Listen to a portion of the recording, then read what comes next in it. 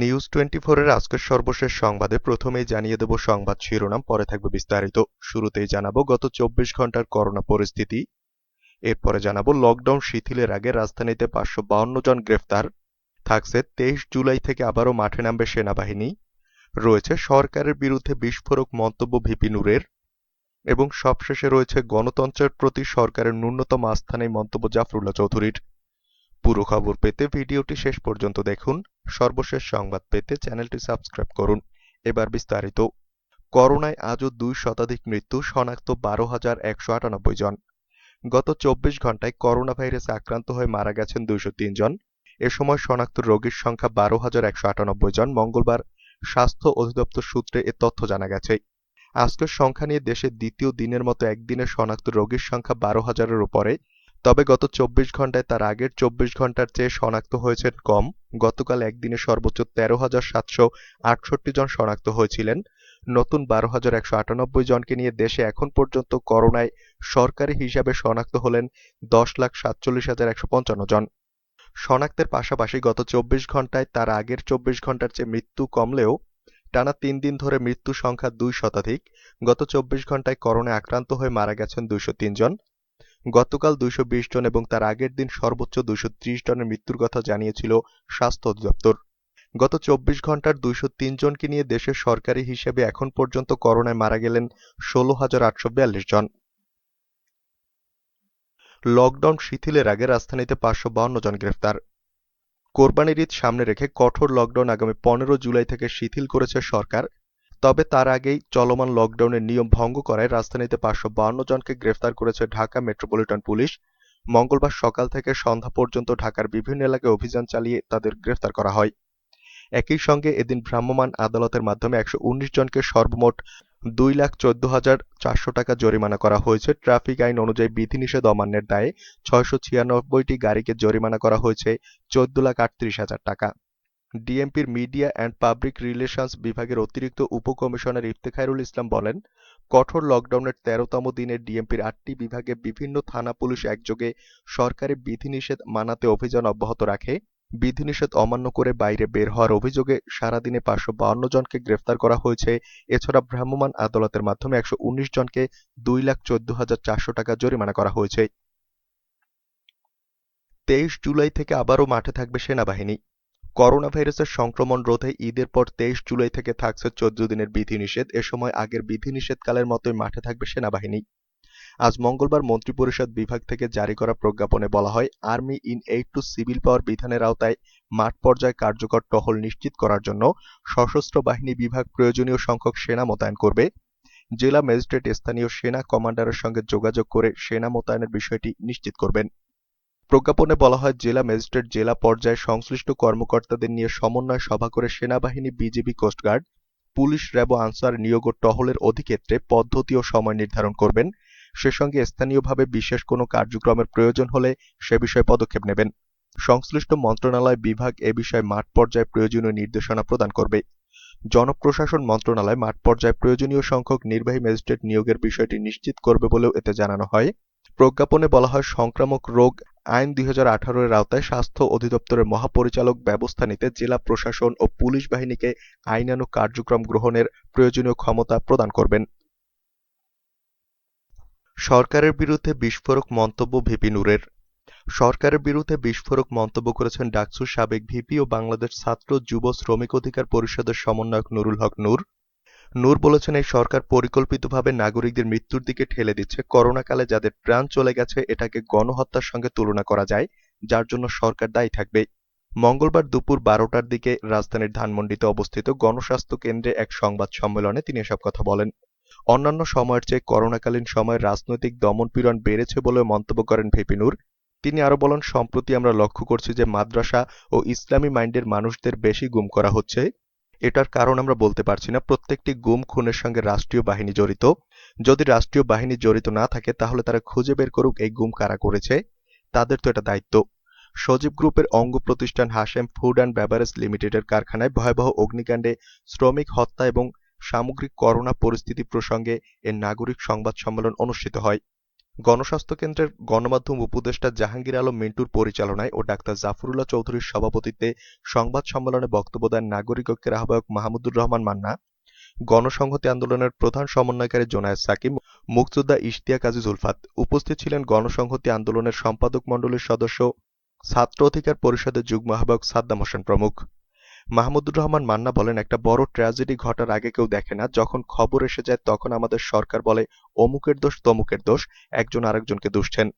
নারায়ণগঞ্জের রূপগঞ্জের অগ্নিকাণ্ডে কতজন মানুষের প্রাণহানি হয়েছে তা যথাযথভাবে প্রকাশ করার দাবি জানিয়ে গণসংহতি আন্দোলনের প্রধান সমন্বয়ক জোনায়েদ সাকি বলেন, বলা হচ্ছে 52 জনের মৃত্যু হয়েছে, ডিএনএ অন্যান্য আলামত দেখে মৃত্যুর সংখ্যা আরও বাড়ছে। স্থানীয়দের দাবি সেখানে আরও অনেক বেশি শ্রমিক মারা গেছে। তিনি বলেন, প্রকৃত মৃত শ্রমিকদের পরিবারের 50 লাখ টাকা ক্ষতিপূরণ দিতে হবে, পাশাপাশি ক্ষতিপূরণের একটা মানদণ্ড তৈরির দাবি জানিয়ে তিনি বলেন, বাংলাদেশ ক্ষতিপূরণের যে মানদণ্ড আছে তা পরিবর্তন হওয়া দরকার। ক্ষতিপূরণ নির্ধারণ হবে কোনো শ্রমিক যদি কর্মক্ষেত্রে মারা যান তাহলে তার এক জীবনের আয়ের সমান। মৃত্যুকালীন বয়স থেকে স্বাভাবিক নিয়মে অবসরের সময়কাল পর্যন্ত শ্রমিকের সম্ভাব্য যে আয় সেই পরিমাণ ক্ষতিপূরণ দিতে হবে। গণতন্ত্রের প্রতি সরকারের ন্যূনতম আস্থা নেই, মন্তব্য জাফরুল্লাহ চৌধুরীর। গণস্বাস্থ্য কেন্দ্রের প্রতিষ্ঠাতা ও ট্রাস্টি ডাক্তার জাফরুল্লাহ চৌধুরী বলেছেন, গণতন্ত্রের প্রতি সরকারের ন্যূনতম আস্থা নেই। যদি আস্থা থাকতো তাহলে একজন সংসদ সদস্য, রাজনীতিবিদ, বিরোধী দলীয় রাজনীতিবিদ কিংবা সাংবাদিক অথবা বুদ্ধিজীবীদের সমন্বয়ে এই তদন্ত কমিটি গঠন করত, যারা নিরপেক্ষভাবে বিষয়টি তদন্ত করে প্রয়োজনীয় ব্যবস্থা নেওয়ার নির্দেশ দিতেন। মঙ্গলবার দুপুর 12টার দিকে রাজধানীর ধানমন্ডিতে অবস্থিত গণস্বাস্থ্য কেন্দ্রে এক সংবাদ সম্মেলনে তিনি এসব কথা বলেন। সজীব গ্রুপের অঙ্গ প্রতিষ্ঠান হাশেম ফুড অ্যান্ড বেভারেজ লিমিটেডের কারখানায় ভয়াবহ অগ্নিকাণ্ডে শ্রমিক হত্যা এবং সামগ্রিক করোনা পরিস্থিতি প্রসঙ্গে এর নাগরিক সংবাদ সম্মেলন অনুষ্ঠিত হয়। গণস্বাস্থ্য কেন্দ্রের গণমাধ্যম উপদেষ্টা জাহাঙ্গীর আলম মিন্টুর পরিচালনায় ও ডাক্তার জাফরুল্লাহ চৌধুরীর সভাপতিত্বে সংবাদ সম্মেলনে বক্তব্য দেন নাগরিক ঐক্যের আহ্বায়ক মাহমুদুর রহমান মান্না, গণসংহতি আন্দোলনের প্রধান সমন্বয়কারী জোনায়েদ সাকি, ডাকসুর সাবেক ভিপি নুরুল হক নূর, মুক্তিযোদ্ধা ইশতিয়াক আজিজ উলফাত। ডাক্তার জাফরুল্লাহ চৌধুরী বলেন, রূপগঞ্জে অগ্নিকাণ্ডের দায় আমলাদের। মন্ত্রণালয়ের ফ্যাক্টরি পরিদর্শক যে বিভাগ আছে তারা কি করেছে? তাদের তো উচিত ছিল ওই ফ্যাক্টরিতে সব নিয়ম মানা হয়েছে কিনা, তাদের লাইসেন্স আছে কিনা এবং ফায়ার এক্সিট আছে কিনা, সর্বোপরি ফ্যাক্টরি চালানোর অনুমোদন আছে কিনা এসব দেখা। তিনি বলেন, সবথেকে মজার ব্যাপার হলো এই অগ্নিকাণ্ডে যাদের অবহেলায় হয়েছে এবং যারা এসব হত্যাকাণ্ডের সঙ্গে পরোক্ষভাবে দায়ী তাদেরই জয়েন্ট সেক্রেটারিকে এই ঘটনার তদন্ত কমিটির প্রধান করা হয়েছে। এই তদন্ত কমিটি থেকে আমরা কি বা আশা করতে পারি? লকডাউন শিথিল করা ভুল সিদ্ধান্ত, মন্তব্য বিএনপির। ঈদের আগে এক সপ্তাহের জন্য বিধিনিষেধ শিথিল করা সরকারের ভুল সিদ্ধান্ত। সরকার নিজেদের ব্যর্থতা আড়াল করতে একের পর এক ভুল সিদ্ধান্ত নিচ্ছে। ঈদের আগে দেশজুড়ে কঠোর বিধিনিষেধ শিথিল করে সরকারের নেওয়া সিদ্ধান্তের সমালোচনা করে এসব কথা বলেছেন বিএনপির কেন্দ্রীয় সাংগঠনিক সম্পাদক সৈয়দ ইমরান সালেহ। রাজধানীর নয়াপল্টনে বিএনপির কেন্দ্রীয় কার্যালয়ে মঙ্গলবার সকালে করোনায় ক্ষতিগ্রস্ত ব্যক্তিদের মধ্যে খাদ্য সামগ্রী বিতরণ কর্মসূচি পালন করেছে বিএনপি। এই কর্মসূচিতে অংশ নিয়ে দলের দপ্তরের দায়িত্বে থাকে ইমরান সালেহ বলেন, সরকার করোনা মোকাবেলায় যেসব পদক্ষেপ নিয়েছে তা সম্পূর্ণভাবে ব্যর্থ হয়েছে। আমরা বারবার বলেছি, যারা নিম্ন আয়ের মানুষ দিন আনে দিন খায় তাদের অর্থ ও খাদ্য সামগ্রী দেওয়া ছাড়া লকডাউন, কঠোর লকডাউন, কারফিউ কোনোটাই কার্যকর হবে না। সেটাই আজ প্রমাণিত হয়েছে। জাতীয়তাবাদী নাগরিক সমাজ এই খাদ্য সামগ্রী বিতরণ কর্মসূচির আয়োজন করে। এর আগে বিএনপির স্থায়ী কমিটির সদস্য নজরুল ইসলাম খান কর্মসূচির উদ্বোধন করেন। নয়াপল্টনে ফকিরাপুল এলাকায় দুস্থ ও দরিদ্র মানুষের মধ্যে খাদ্য সামগ্রী বিতরণ করা হয়। বিএনপি নেতা ইমরান সালেহ দাবি করেন, লকডাউন শিথিল করার সিদ্ধান্তে করোনা পরিস্থিতির অবনতি ঘটবে। রোজার ঈদের পরপরই যদি সরকার নিম্ন আয়ের পরিবারকে খাদ্য ও অর্থ দিয়ে কঠিন ও কঠোর লকডাউন দিত এবং সবার জন্য টিকা আনতে সমর্থ হতো তাহলে এখন লকডাউনের প্রয়োজন হতো না। সরকারের ব্যর্থতা ও ভুল সিদ্ধান্তের জন্যই জনগণ বিপর্যয়কর পরিস্থিতিতে পড়েছে। এ সময় তিনি দ্রুত দিন আনে দিন খায় প্রান্তিক মানুষের এককালীন 15,000 টাকা করে দেওয়ার জন্য দলের পক্ষ থেকে সরকারের কাছে দাবি জানান। ঈদের পর 2 সপ্তাহ বন্ধ থাকবে পোশাকসহ সব শিল্প কারখানা। করোনা সংক্রমণ রোধে চলমান কঠোর বিধিনিষেধ বা লকডাউনে রপ্তানিমুখী তৈরি পোশাকসহ অন্যান্য শিল্প কারখানা চালু থাকলেও পবিত্র ঈদুল আজহার পর সেটি হচ্ছে না। ঈদের পর 23 জুলাই থেকে 5 আগস্ট পর্যন্ত 14 দিন পোশাকসহ অন্যান্য শিল্প কারখানা বন্ধ রাখতে হবে। আজ মঙ্গলবার মন্ত্রিপরিষদ বিভাগের জারি করা নতুন প্রজ্ঞাপনে এমন নির্দেশনায় দেওয়া হয়েছে। প্রজ্ঞাপনে বলা হয়েছে, ঈদ পূর্ববর্তী ব্যবসা-বাণিজ্য পরিচালনা, দেশের আর্থসামাজিক অবস্থা এবং অর্থনৈতিক কার্যক্রম স্বাভাবিক রাখার স্বার্থে ১৪ জুলাই অর্থাৎ কাল বুধবার মধ্যরাত থেকে ২৩ জুলাই সকাল ৬টা পর্যন্ত সব ধরনের বিধিনিষেধ শিথিল করা হলো। এরপর থেকেই অর্থাৎ ২৩ জুলাই সকাল ৬টায় আবার কঠোর বিধিনিষেধ শুরু হবে, চলবে ৫ আগস্ট রাত ১২টা পর্যন্ত। ঈদের পর শুরু হওয়া এই কঠোর বিধিনিষেধে সব ধরনের শিল্প কারখানা বন্ধ থাকবে। গত বছরের ৮ মার্চ দেশে প্রথম করোনা রোগী শনাক্ত হয়। ওই মাসের শেষ দিকে সরকার সাধারণ ছুটি ঘোষণা করে। তখন অনেক কারখানা বন্ধ করলেও কিছু খোলা ছিল। পরে হঠাৎ এপ্রিলের প্রথম সপ্তাহে সাধারণ ছুটির মধ্যে কারখানা খোলার ঘোষণা দিলে শ্রমিকেরা চরম ভোগান্তিতে পড়েন। দেশের বিভিন্ন এলাকা থেকে পায়ে হেঁটে রিকশা, ভ্যানে চড়ে কারখানায় পৌঁছান শ্রমিকরা। বিষয়টি নিয়ে ব্যাপক সমালোচনা হলে আবার কারখানা বন্ধ করতে বাধ্য হন মালিকেরা। এপ্রিলের শেষ সপ্তাহ থেকে কারখানা আবার খুলে দেওয়া হয়। ঈদের পর আবার কঠোর লকডাউন প্রজ্ঞাপন জারি। ১৪ জুলাই মধ্যরাত থেকে চলমান বিধিনিষেধ শিথিল করা হলেও ২৩ জুলাই থেকে আবার কঠোর লকডাউন শুরু হবে। মঙ্গলবার সকালে মন্ত্রিপরিষদ বিভাগ থেকে এ সংক্রান্ত একটি প্রজ্ঞাপন জারি করা হয়েছে। এতে বলা হয়েছে, আগামী ১৪ জুলাই মধ্যরাত থেকে ২৩ জুলাই সকাল ৬টা পর্যন্ত চলমান কঠোর লকডাউন শিথিল করা হলো। তবে ২৩ জুলাই সকাল ৬টা থেকে ৫ আগস্ট মধ্যরাত পর্যন্ত আবার কঠোর লকডাউন শুরু হবে। এর আগে সোমবার কঠোর লকডাউন শিথিলের সিদ্ধান্তের কথা জানায় সরকার। কুরবানি ঈদে মানুষের চলাচল ও পশুর হাটে কেনাবেচার বিবেচনায় লকডাউন শিথিলের সিদ্ধান্ত নেওয়া হয়েছে। এই সময় স্বাস্থ্যবিধি মেনে চলবে গণপরিবহন, খোলা থাকবে শপিং মল ও দোকানপাট। তবে বেসরকারি অফিস বন্ধ থাকবে আর সরকারি অফিসের কার্যক্রম ভার্চুয়ালি চলবে। করোনার প্রকোপ বেড়ে যাওয়ায় গত ১ জুলাই থেকে এক সপ্তাহের কঠোর লকডাউন আরোপ করে সরকার। পরে সময়সীমা বাড়িয়ে ১৪ জুলাই পর্যন্ত করা হয়।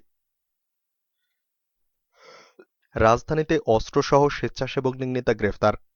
রাজধানীর শেরেবাংলা নগর থানা আওয়ামী স্বেচ্ছাসেবক লীগের সাধারণ সম্পাদক মাশফিকুর রহমান ওরফে উজ্জ্বলকে গ্রেফতার করেছে র্যাব-৪। গতকাল সোমবার রাতে রাজধানীর শেরেবাংলা নগর এলাকা থেকে অস্ত্রসহ তাকে গ্রেফতার করা হয়।